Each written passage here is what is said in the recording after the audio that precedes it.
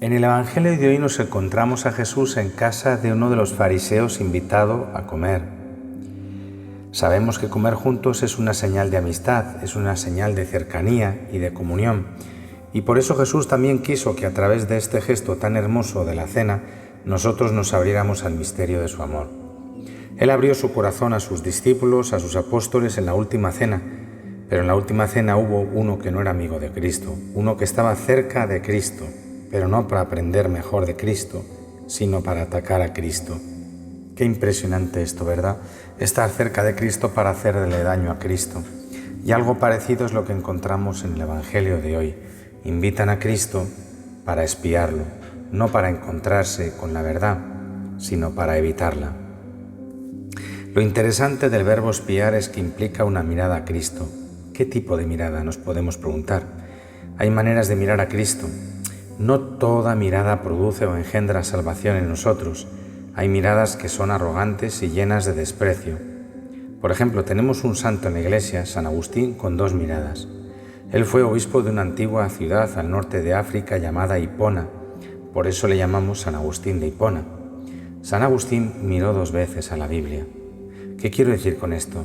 Que él, antes de su conversión, tenía una mirada hacia la Biblia y después de su conversión tuvo otra mirada hacia la Biblia. Y es interesante hacer la comparación entre las dos miradas. Antes de su conversión, él miró a la Biblia desde el desprecio o desde la autosuficiencia porque era un hombre muy inteligente y muy bien preparado. Tenía lo mejor de los estudios que el Imperio Romano podía ofrecer a finales del siglo V. Ese era San Agustín. Pero en esa época no era ningún santo, ni siquiera se había bautizado cuando conoció la Biblia. Por aquella época hizo una comparación entre la Biblia y otros libros que él conocía. Su autor favorito era un romano llamado Cicerón, y San Agustín decía que los escritos de Cicerón eran mejores que la Biblia porque la mirada de San Agustín era una mirada cargada de arrogancia. Fruto de esa mirada, ¿qué buscaba él en la Biblia? Pues los errores, las incoherencias, lo que está mal escrito, lo que suena muy fuerte a los oídos. Por ejemplo, cuando se describen los pecados de los patriarcas en el Antiguo Testamento. San Agustín miraba la Biblia, pero la mirada, ¿verdad?, era una mirada desde un corazón arrogante, autosuficiente. Un corazón que se pretende apoyar en sí mismo y que busca un error en los planes de Dios. Esa mirada no encontraba nada y la abandonó. Pero San Agustín tuvo un proceso de conversión, un proceso maravilloso. Ese proceso le llevó sobre todo al conocimiento de sí mismo. San Agustín se encontró con su propia miseria, se dio cuenta que él mismo era un gran incoherente porque con su mente, con su espíritu buscaba la pureza de la verdad, pero con sus obras, especialmente con las obras de la carne, despreciaba lo que la misma razón le proponía. Dividido, avergonzado, confundido, se fue sumergiendo en una tristeza profunda, una sensación de frustración existencial, la podemos llamar. En esa condición Dios le regaló una experiencia espiritual muy hermosa. No sabemos exactamente cómo fue.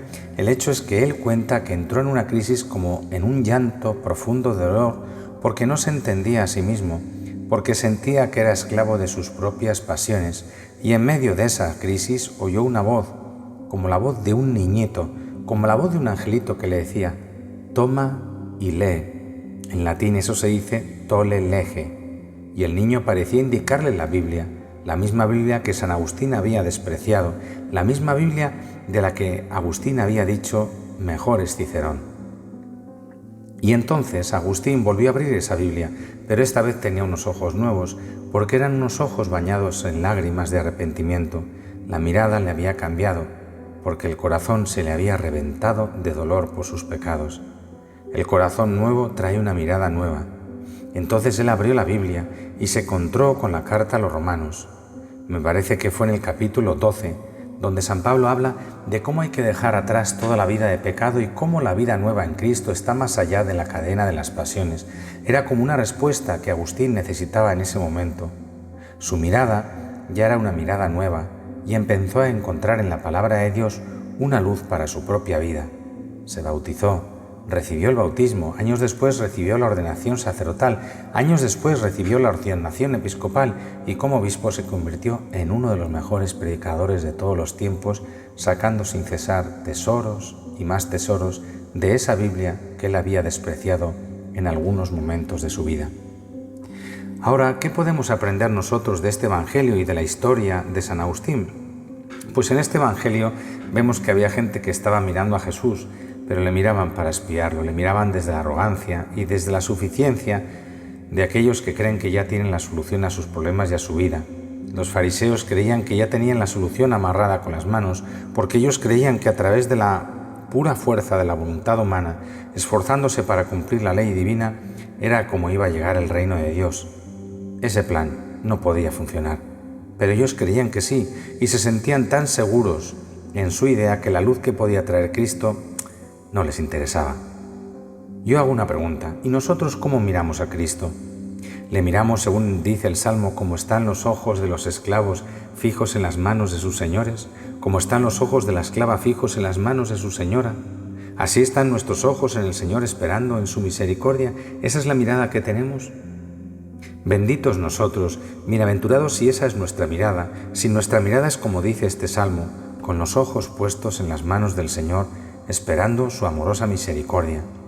Bienaventurados nosotros porque de esa misericordia vendrá nuestra vida. Pidamos al Señor que nuestros ojos sean lavados seguramente con lágrimas de arrepentimiento, como en el caso de San Agustín. Pidamos que nuestro corazón sea renovado conforme lo que nos dice el Salmo. Un corazón quebrantado y humillado, tú no lo desprecias. Que nuestro corazón se quebrante, que nuestros ojos se laven en lágrimas de arrepentimiento y que nosotros podamos decir con el Salmo, nuestros ojos están puestos en el Señor esperando su misericordia. Esa misericordia vendrá con abundancia en nuestras vidas y seremos renovados con el poder del Altísimo, porque para eso envió Dios a su Hijo al mundo, no para condenarlo, sino para salvarlo. Feliz día. Amén.